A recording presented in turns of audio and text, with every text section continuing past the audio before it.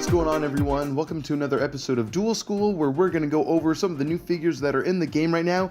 And I gotta say, I did not think that I would be recording another episode of Duel School within about a week of each other, but here, alas, we have brand new Pokemon in the game. Some of them are pretty cool. Some of them are, I think, have the potential to be very, very good in the meta, and develop the meta further. Let's get into it. Another expectation I did not expect to get filled were TAPU being put in the game so early. I mean, again, we were told that new Sun and Moon Pokemon, Gen 7 Pokemon would be put in the game, and yet we're getting an Island Guardian right off the bat. Here we go, Tapu Koko. Electric Fairy, as you may know, and this guy is part of the meta. No matter what game you're playing, I feel if you're playing Sun and Moon competitively, if you're playing the TCG trading card game competitively, and if you're playing this game, apparently, I feel like Tapu Koko belongs somewhere within the meta now because it has its ability Electric Surge, stating that this ability is only valid on your turn. I think this is fair, because this Pokemon can MP move past non-fairy type Pokemon on the field. And when this Pokemon is on the field, your electric type Pokemon deal plus 30 damage. This effect is not cumulative, which again I think is fair. It removes the asleep condition from Pokemon within 2 steps of this Pokemon. So if you're down and out, your Pokemon are falling asleep, put Tapu Koko within 2 steps of them, they're perfectly fine. If you need your electric type Pokemon to get a little boost, put Tapu Koko on the field, they're getting boosted as itself will as well. A lot of people don't really run that many fairy type Pokemon in the game at the moment. Now that this guy's out, I think a lot of people will have Tapu Koko, so that's something. It won't be able to MP move past itself, but you don't really see that many fairy type Pokemon. Maybe now you will, since this guy's around. Who knows? I'm looking forward to more fairy type Pokemon, in my opinion, or personally anyway, I should say. But anyway, Electric Surge, a pretty decent ability, even if you only get to use it half the time. Anyway, moving on, it has its first attack, Wild Charge, which at first I was put off by, with its damage being only 69. Kind of wild, a little risque, if you will. And this Pokemon gains weight when it lands, which is unfortunate. But again, if you're using Electric Surge, it actually does 99 damage, which again is still a little underwhelming in my opinion, just because you have Pokemon that hit 100 even, and that's not including chain leveling, and it automatically loses to sort of Justice Pokemon, such as Terrakion, Cobalion, Virizion. You understand. If you play the game, you understand that. So something to kind of be careful about. I feel like this is actually countered pretty hard against sort of Justice Pokemon like Cobalion and Terrakion in particular. So moving on, though, it has a dodge size of 4, pretty minuscule. Quick attack, though, is solid, 32% of its wheel, and it does 30 damage, which is pretty commonplace for a gold attack, not bad. Its miss size equals out to 12, but if you level this guy up to level 10, I believe you knock it down to what? It would be size 4 by the end, which is pretty small, nothing really to complain about. And then Melee Wish, which is decent, I think. You may select one of your other Pokemon. If you do, this Pokemon, Tapu Koko, is excluded from the duel. Until the end of the duel, the selected Pokemon gets MP3, and when on the field, can use an MP move to fly over Pokemon that don't have Soar. So, a little situational, I would say. I don't know if you really want to be getting rid of Tapu Koko, though if you do see a point where you can actually take advantage of Melee Wish, maybe go for it. Again, I'm sure people will have plays of the day where this is featured, where Melee Wish comes in clutch, but if you're fighting against a Terrakion, that's a 20% chance that Tapu Koko is going to get destroyed anyway. Actually 24% if you're including dodge and Melee Wish. And on top of that, it has a size of 4 miss anyway. So if this guy isn't level 5 minimum, then you're going to be missing out. Again, the size 8 miss. So again, as I mentioned, countered hard against when faced against Cobalion and Terrakion, but still, I think this Pokemon has major potential, especially when you think about there's Jolteon the game. That's a 3-star, or that's a 3-move runner right there. There are plenty of other electric type Pokemon. You have Zapdos that can become an MP3 mover, so that's great as well. Electrode is brand new in the game. So, I mean, again, we'll get into it further, but that's Tapu Koko. What do you guys think about it? Let me know in the comment section because let me know, do you think this guy has the chance to go far? Do you feel like it's held back by certain things? Let me know. It's definitely a good support type Pokemon in my opinion. Anyway, we have Vikavolt, which is another Gen 7 Pokemon put in the game. Bug Electric type, and its ability Spark Noise. When this Pokemon moves from the bench to the field, the Pokemon on the opponent's bench spin. Pokemon that spin a purple attack gain weight, which I think is pretty cool because I do believe Vikavolt is a very quick Pokemon within the Sun and Moon DS game, like kind of era. It's a very fast type Pokemon, but since it's only moving 2 spaces at a time, I guess it gains the illusion of being fast in this game by slowing down potentially Pokemon on your opponent's bench. So that's kind of interesting. Air Slash, 70 damage, not too bad. Not too bad. The battle opponent gains weight, so again, slowing down your opponent's Pokemon even more so potentially. And from here on, Dodge 4, that's cool. Zap Cannon, though, very strong, solid, 100 damage. The battle opponent and the Pokemon in a straight line directly behind it become paralyzed. Those Pokemon gain weight. So that means that your own Pokemon can become paralyzed, which can be a drawback. So make sure you understand where your Pokemon are in relation to Vikavolt at all times, because you don't want to have to paralyze your own Pokemon. Although, one thing to keep in mind, though, if you have Vikavolt and Tapu Koko on the field together, which you should, that means Air Slash is doing a solid 100 damage, and Zap Cannon then becomes 130, meaning that it counters Zapdos, sort of Justice Pokemon, pretty well, aside from the fact that Terrakion would take out its blue dodges, which is unfortunate, but again, if you're landing Zap Cannon, you don't really have to worry about it. So let me know where you guys would like to put your investment of wheel piece sizes. Would you like to boost Zap Cannon? Would you prefer Air Slash? I don't think Air Slash would be the way to go. Zap Cannon is huge at 32, but we also have dodges, and on top of that, we also have Volt Switch. It's only a 1-star purple, which is unfortunate again, but it says that this Pokemon switches with a Pokemon on your bench. Pretty self-explanatory. I don't know what you would want to switch into, though. I guess it just depends. Maybe you have another Vikavolt or Charjabug or Grubbin on your bench. I'm not sure. But all potential. Let me know what you guys think. Of course, Volt Switch can be leveled up all the way to a 3-star purple if you go from Grubbin. I don't know if that's ideal, if you really want to take that long to set up Vikavolt, but it's possible. Anyway, we have Magnezone, which is another long-awaited EX Pokemon, at least in my opinion, I should say. Electric Steel type, so keep that in mind, because again, it gets boosted by Tapu Koko. Enhanced Core, its ability says that when this Pokemon is on the field, your Pokemon that are both Electric and Steel type deal plus 30 damage. So, if you have this guy in Tapu Koko, obviously you're going to be boosting your Pokemon and your any electric type Pokemon to plus 50 damage now. Yes, it requires both Magnezone and Tapu Koko to be on the field, but that's not that hard to do. You can do it, which means which means now, if you think about it, Vikavolt, it's what is it, Volt Cannon or whatever it is. Zap Cannon is now going to be doing 180 damage. Or no, I'm sorry, no, that is wrong. That'd be doing 150 damage.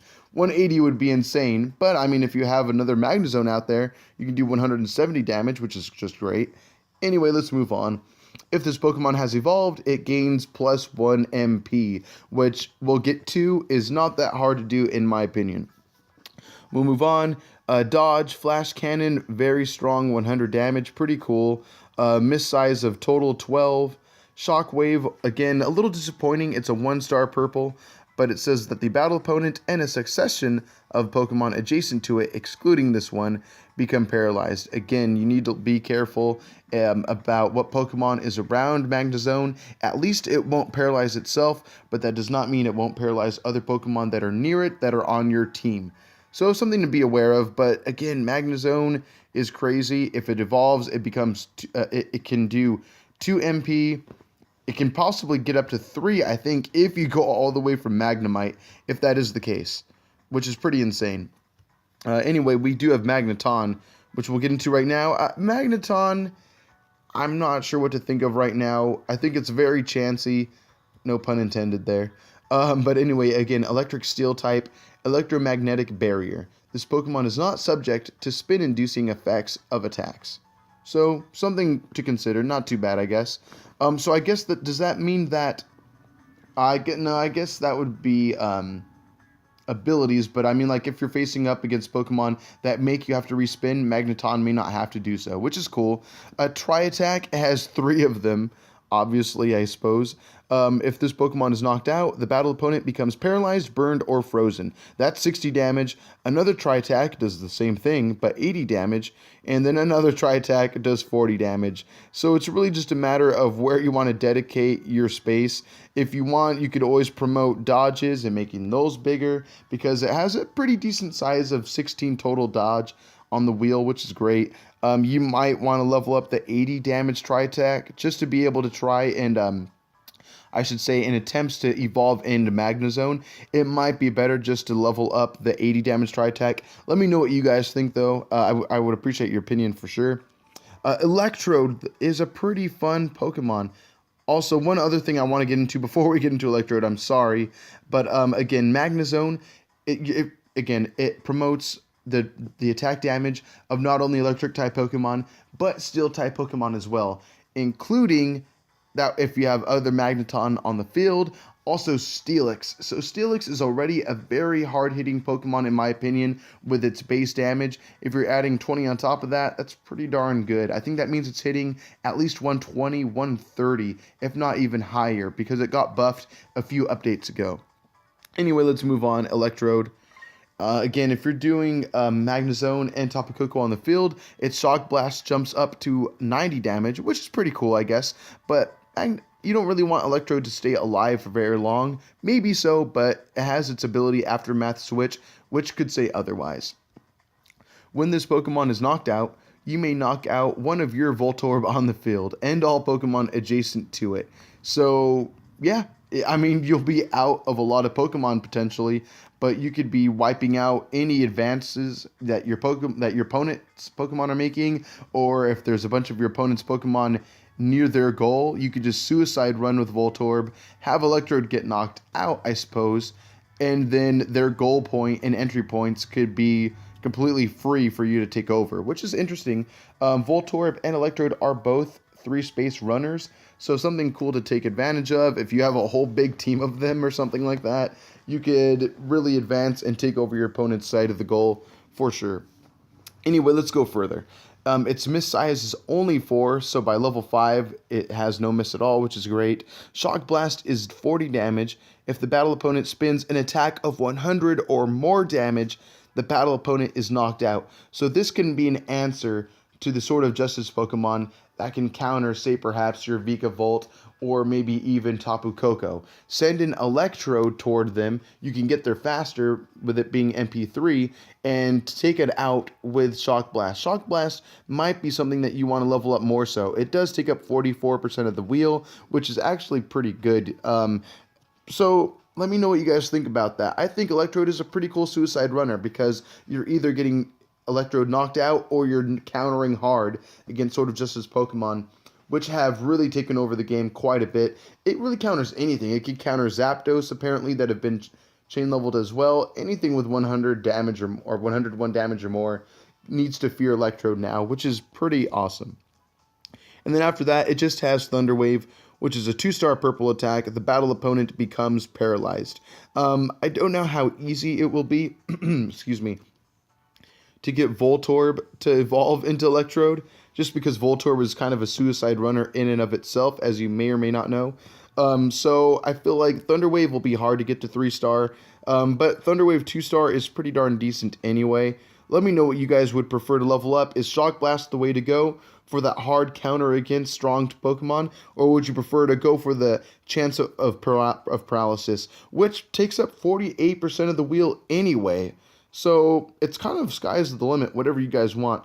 2-star purple has a lot more priority over white attacks, but in a pinch, you might need to have Shock Blast land. I'm not sure. Either way, let me know what you guys think. Let's move on to Grubbin. We have a couple more Pokemon to go. Grubbin has Dig, as you may know. It digs under Pokemon that it's battling against, and if there's a whole row of Pokemon, then it digs past all of them and ends up wherever an open spot may be.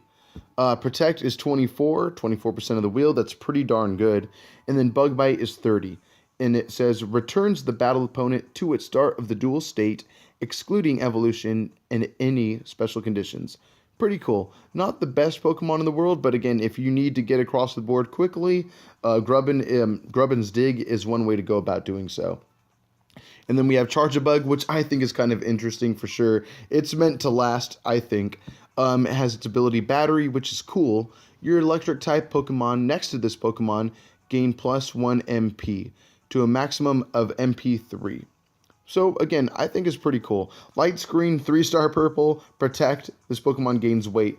So that is pretty cool. That's like 60% of your wheel trying to keep Charge-a-Bug alive. And then Mudshot, 60 damage, attach MP minus 1 marker to battle opponent, as other Mudshots do, say with Vibrava, same effect. And I believe same amount of damage if I'm not incorrect on that. But still pretty darn cool. Again, electric-type Pokemon become runners, potentially, with this guy. So that's really, really, really cool. Something to consider for sure. Vikavolt can then become a runner in that respect. And then Oricorio, a pretty cool supporter-type Pokemon, in my opinion. Let's get into how and why. Oricorio, Pom-Pom style. I'm looking forward to the other styles as well, for sure. Electric Flying, pretty decent typing. Effect or ability, Pom-Pom. When this Pokemon is on the field, your electric-type Pokemon deal plus 1 damage for each electric-type Pokemon on the field. So you don't even need to have multiple Pom-Pom style Oricorio on the field at all. So long as you have electric-type Pokemon in general, they're getting boosted plus 1 damage, which is pretty darn sweet. Anyway, let's move on. Air Slash does 50 base damage. Again, that's not including the potential 100 damage you would get if you have Magnezone and Tapu Koko on the field along with Oricorio. Let's move on. Welcome Dance, only 1-star purple, but fair enough, I suppose. You may move one Pokemon that is on your bench within its MP range. The moved Pokemon gains weight. Pretty cool. And then Roost, of course, this Pokemon recovers all status effects. In exchange, it must then weight 3. So, something to consider. This thing is pretty amazing. Like, electric-type Pokemon are really supporting each other, damage-wise, MP-wise for sure, which is all you really need. So when an electric-type gym comes around eventually again, it's going to be insane damage, insane moving points across the field. Kind of scary because, yeah, if you're running... okay, let's just get into it. Say, what was it? I think the highest damage or one of the highest damages that Tapu Koko can get into, we'll just do this real quick, is 69. If you're adding 50 damage to it, that's insane. And then on top of that, if you have 6 Pokemon on top of that are all electric, that's an additional 6 damage that you're adding to this thing. So earlier we were worried about chain leveled, or if you're fighting off against sort of just as Pokemon. Yeah, Terrakion will probably give you a hard time disabling 24% of your board, since it negates blue type attacks and turns them into misses. However, you will be able to hit over it with Wild Charge, though, potentially. And then Quick Attack, that's insane. It becomes 86 at maximum damage, potentially, if you're running Tapu Koko on the field, Magnezone on the field, and up to 6 Electric-type Pokemon, including Oricorio Pom-Pom style. So, something to really consider. I'm sorry if I talked through this a little fast. If you guys want to talk about this, let me know in the comment section. Let's not make it toxic or anything like that. Let's all be respectful. Let's all just talk about promoting the game and what strategies you guys want to add into your own playstyle within your own decks. Do you guys dig these new electric type Pokemon? Do you feel like they lack something to be desired? Do you feel like Xerneas and Tapu Koko as fairy type Pokemon can really help each other out? Because, I mean, if you want to talk boosted damage, I mean, Xerneas can boost Tapu Koko's damage even more so because it shares fairy typing. Anyway, guys, thank you for joining me on this episode of Duel School. I hope you had a great time. Let me know what you guys think for sure. And also, guys, be on the lookout because we will be opening up booster packs from this new set very, very soon. We'll be having a 10-pack booster opening, as well as probably a quad booster, maybe some fun stuff along there as well. Again, at first, I was not sure what to think about these Electro-type Pokemon, but now going over it with all of you, I can just see the potential kind of rising. Maybe a little gimmicky, perhaps, but I kind of like little fun strategies like that because you never know how far they can really go. But anyway, guys, that'll do it for us on this episode of Duel School. I'll see you next time. Later!